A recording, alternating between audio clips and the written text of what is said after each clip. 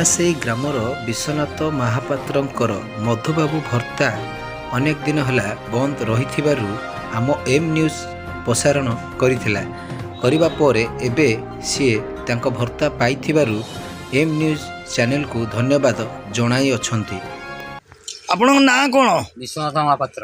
ବିଶ୍ୱନାଥ ମହାପାତ୍ର, ଆପଣ ଯେଉଁ ମଧୁବାବୁ ଭତ୍ତା ପାଇଁ ଆପଣ ଦୀର୍ଘ ଦିନ ହେବ ଅପେକ୍ଷା କରିଥିଲେ, ଏ ଯେଉଁ ଏମ୍ ନ୍ୟୁଜ୍ ଟିଭିରେ ବାଜିଲା ପରେ ଆପଣଙ୍କର ଏବେ ଭତ୍ତା ଅବସ୍ଥା କ'ଣ ଅଛି? ଯେଉଁ ଭତ୍ତାର ଭତ୍ତା ମୁଁ ଆଜ୍ଞା ପାଇଲି ଆଉ ଯେଉଁ ଆପଣଙ୍କର ଯେଉଁ ବାକିଆ ଭତ୍ତା ଥିଲା ସହକାରେ ମିଳିଲା? ହଁ ସେଟା ମିଳିଲା 3 ମାସର ମତେ ମିଳିଲା, 6 ମାସର 6 ମାସର ଭତ୍ତା ସମୟରେ। କିନ୍ତୁ ଏମ୍ ଟିଭିରେ ପ୍ରସାରଣ ପରେ ସରକାର ନଜରକୁ ନେଲେ ଏବଂ ଭତ୍ତାଟି ପାଇଲେ। କିନ୍ତୁ ଏଇ ଯେଉଁ ଏମ୍ ଟିଭି ମାଧ୍ୟମରେ ବିଶ୍ୱନାଥ ମହାପାତ୍ର ଭତ୍ତା ପାଇଲେ ଏବଂ ଯେଉଁ ପ୍ରତିନିଧି ଆସି ତାକୁ ପ୍ରସାରଣ କରିଥିଲେ, ଏଣୁ ସେ ଏମ୍ ଟିଭି କୁ ଧନ୍ୟବାଦ ଦେଇଛନ୍ତି ଏବଂ ତାର ଭତ୍ତା ମଧ୍ୟ ମିଳିଯାଇଛି।